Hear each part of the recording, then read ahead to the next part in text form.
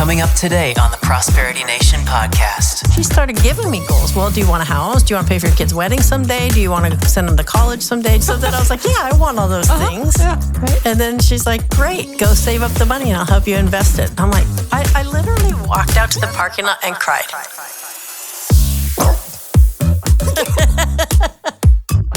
Welcome to the Prosperity Nation podcast. I'm Angie. And I'm Elise.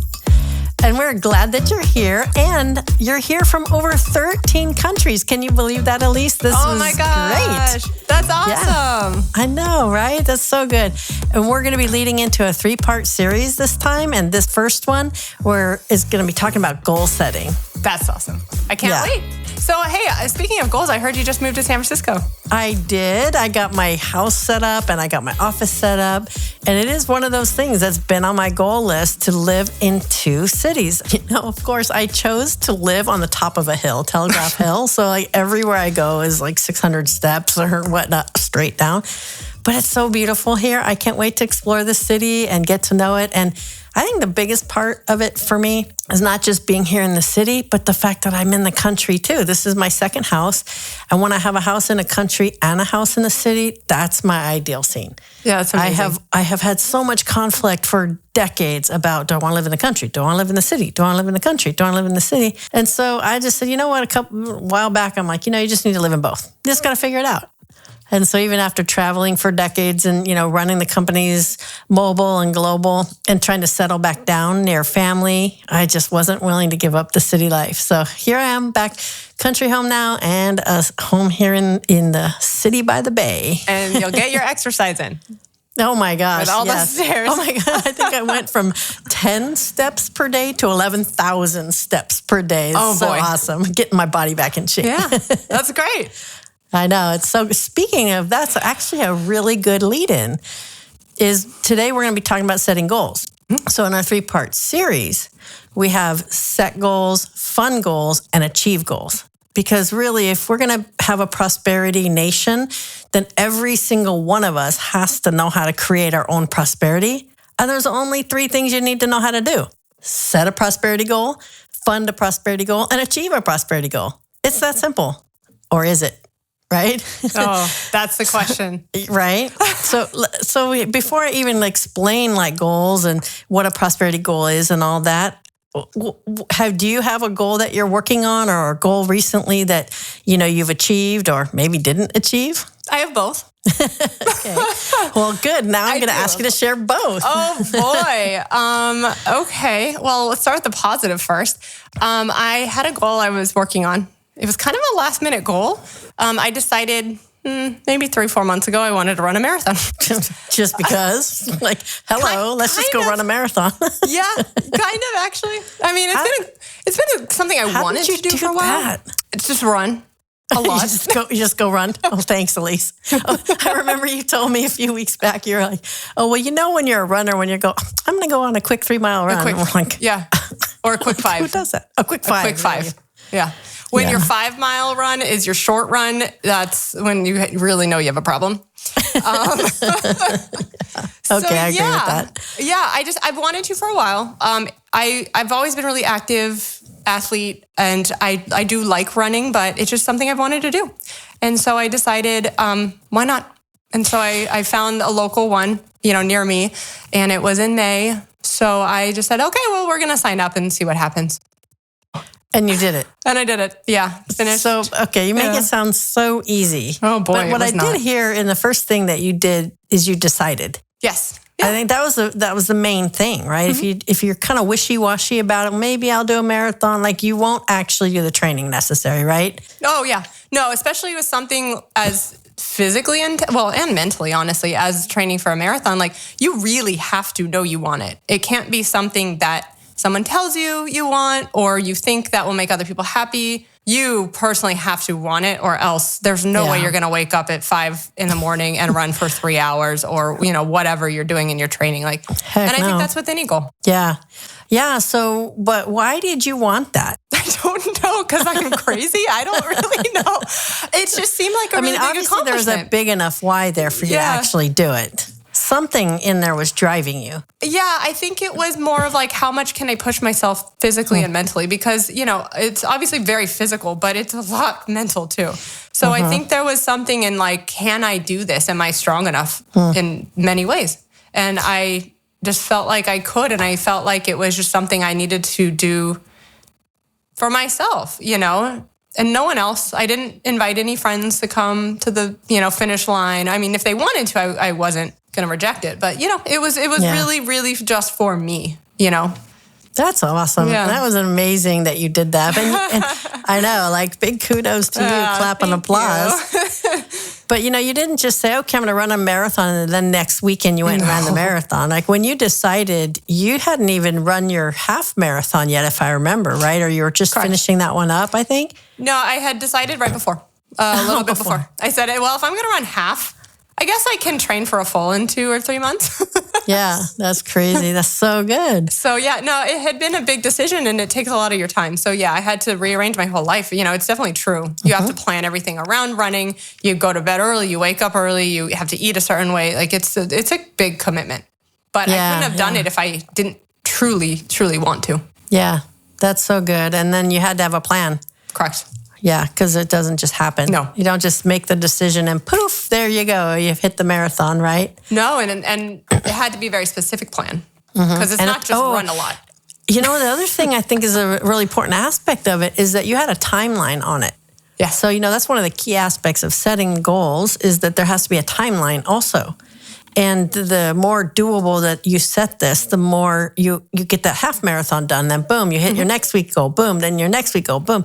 All those repeating wins is what actually keeps the motivation going for the bigger goal that you're trying to get to. Exactly. I had a long run every week. And when and it was a longer run than the previous. So once I ran that, I'm like, wow, I just ran, 10 miles. That was the first time I ever ran 10 miles. The next week it was, 11 or 12. And I'm like, oh my gosh, I just did that. Yeah. The next you're week like, if I could do 10, I could do 11. If I could do 11, I could do 12. Yeah. Exactly. And it was almost like mini goals within a larger goal, that led me to keep going. And the fact that I could do it kept me, kind of like you said, motivated to keep going. That's so good. Yeah.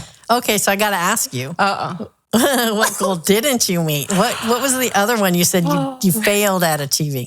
Well, it's a work in progress, but it's not quite a fail, but it's taking way longer. I've been studying to get my Series 65 license, and I've been studying for almost a year, so that's not really happening. And yeah, so, it's funny that I could have a goal, a marathon, that I think, to be quite honest, is a lot more intense than studying for a Series 65 test. No offense if anyone's taken it and struggled, whatever. But I could do that in 4 months, but yet I've been on this Series 65 for a year. And that's interesting because when you first set out to do it, you had a goal to complete that like within 3 months, I think, when you first started it, yeah, right? Yeah, something like that. So then it kept getting extended, extended. Okay, so you got to help us understand what's the difference between the two. I can tell you. This marathon, I think, was something I truly wanted. Not that I don't want my Series 65, but I think there was an element of enforcement or external forces.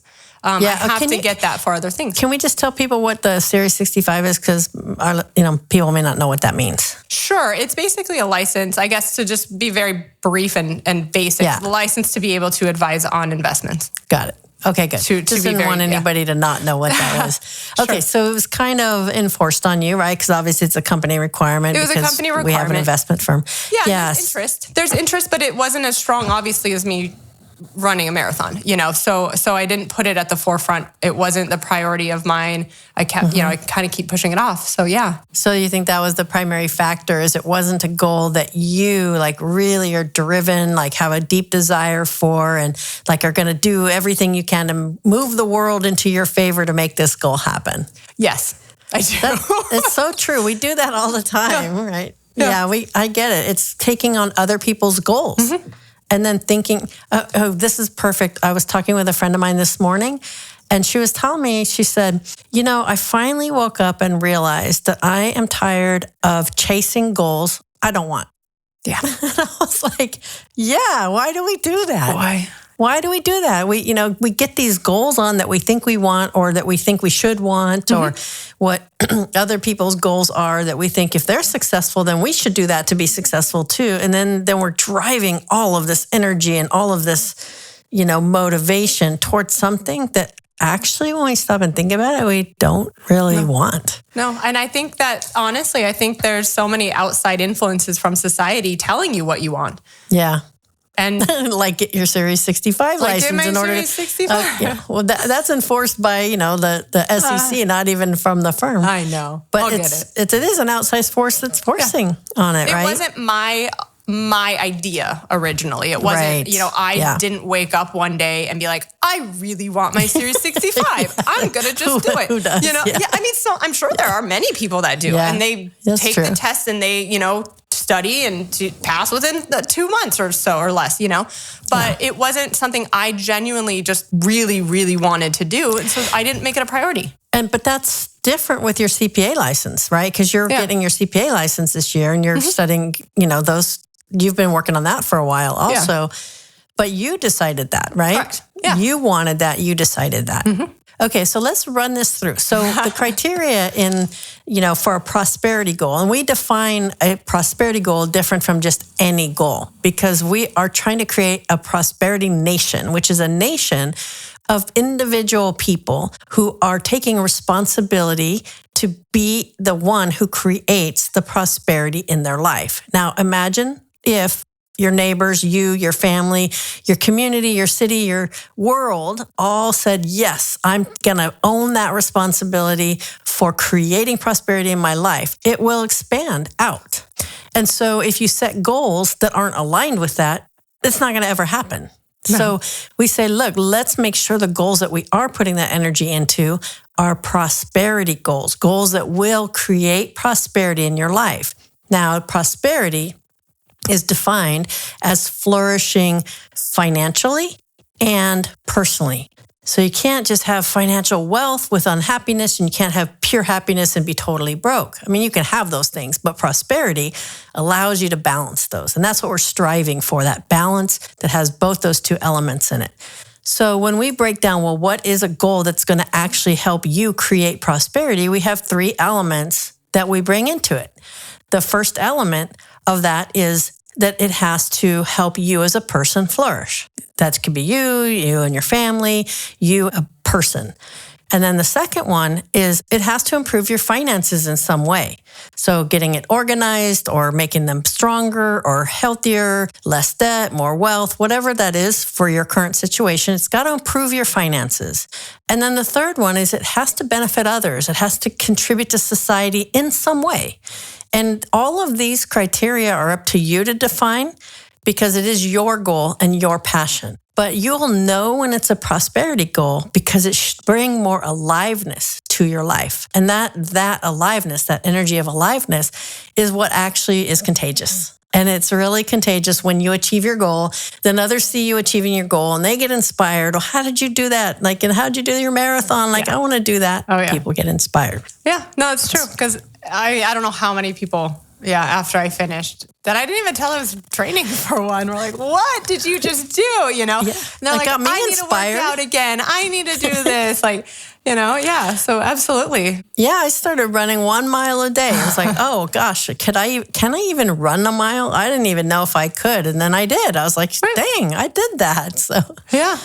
All right. So let's go back to your goal was getting your CPA license. Let's test this out. Okay. So first off, how does that benefit you as a person? How does that help you flourish? Well, I'm more knowledgeable. Obviously, there's a certain amount of information I need to know in order to pass. And then obviously it'll help with future, career, financially, all that stuff. And helping other people, others. Which you love to do. I know we do. Oh, yeah. Okay. And then how does that improve your finances in some way? Well, I'll always have a job. Yeah, that's true. And so it helps your finances because you'll always be able to make money with that. Exactly. That's good. And then how does it benefit others or society in some way by you achieving this goal?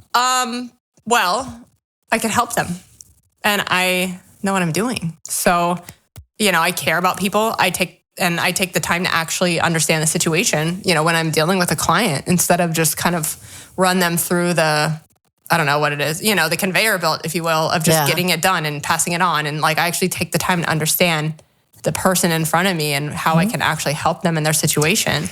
And I have obviously a lot of friends, family, et cetera, that all need help, Yeah. It's so good. See? So there you go. You've got a prosperity goal in place. That's great. Thanks for letting me walk you through that. Of course. One of the things that we find, and I found over all of the years of helping people with achieving their money goals and their goals, is how hard it is for people to know what they want. It's really interesting to slow down and say, what do you want? And 90% of the time, people don't know. And I tell you, one of the reasons I got into the personal side of finances and financial planning is one time when I was sitting paying my bills every Sunday, I'd go through and handwrite them all out and get them sorted as to like, which ones am I going to pay this week? Which ones can I pay next week? Right? And just managing it. And I just like, oh my God, this is taking forever. I'm so tired of doing this. Like, I do not want to be a money manager. I want to be a money creator. It's like, I don't want to manage little. Like, I'm really good at that, but I don't want to do that. I want to manage a lot, But I got this postcard in the mail that said, free visit with a financial planner. And I didn't know what that was. I was like, okay, finally, there's help. I got some help how do I get out so I can start making more money and not being paycheck to paycheck? And I went into the financial planner, and the first thing that she asked me was, well, what do you want? And I was like, I don't know. I just don't want this. I can tell you what I don't want, but I didn't really know how to say what I want. And then, she started giving me goals. Well, do you want a house? Do you want to pay for your kid's wedding someday? Do you want to send them to college someday? Do you want to save for retirement? Like, yes. Like, yeah. All of it? Exactly. I guess. That's right. Sure. I'll take it. That's right. So then I was like, I want all those things. Yeah. Right. And then she's like, great, go save up the money and I'll help you invest it. And I'm like, I literally walked out to the parking lot and cried. Hey, like you're not helping with the Series 65. Sorry. That's why we do it different here, because we're never going to tell a client that. We are never going to tell our clients to go figure out how to save the money. Absolutely, and then we'll help you manage. That's exactly what we're not doing. What we do is help you put a funding plan in place, which is what we're going to talk about next time. But I did. I went out in the parking lot and I cried because I didn't know how to know what I wanted. And I didn't know how to start making my money work in a way that would actually fund those things I wanted. Telling me to go save money when I'm not a saver is never going to get me there. I need to be forced my money into my goals, which, changes the whole game. But that's the whole idea of really being able to ask yourself that key question. What do you want? What in life? You've got this chance here on life to create a thriving, inspiring, flourishing life. And it's your responsibility to do it, but you got to know yourself. What will create that? And that is a harder question than we'd imagine to actually ask and to find an answer to. It really is. And I think that one key thing is to know what you want, not what, like kind of in your example, it's like, what do you want? Not what are other people telling you want. Like maybe some people don't want the, saving for a wedding or retirement or whatever. Maybe they just want money for something else, and that's okay. Exactly. It has to be whatever it is for you, so that you actually are the one who is creating money and putting money into goals for yourself that make you come to life. Exactly. And if you're not doing that, then everybody's trying to pull your money in all these different directions and you don't know what's important to you, can't prioritize. And so being able to just step back and ask yourself, wait, what do I really want? Why am I doing all this? Why do I want money? What's it for? And then getting that aligned with the things that actually have meaning to you in life. And I'm not talking about this cliche. I'm like, seriously, sit down and stop doing things that aren't and start doing things that are. And those are hard conversations for us to have because, we all have to confront this. Like, oh man, maybe I don't want this house that I've been working on saving for or paying mortgages for 10 years. Like, why am I doing that? I don't even want this thing. And having to actually change your life. That could lead that way. Maybe I don't want to live here or have this as my career, Right. You have to face those, but it's your responsibility to create a life you love. No one's going to do it for you. And so how do you do it? Well, that's why we're doing what we're doing, because you have to know how to set a goal that actually has that meaning to you, that you can actually do, break it down. Then you have to rearrange your finances and get the money going into that goal. And then you have to know how to go step by step to actually accomplish the goal. And that's going to lead us right into our next couple episodes, because that's what we're going to break those down.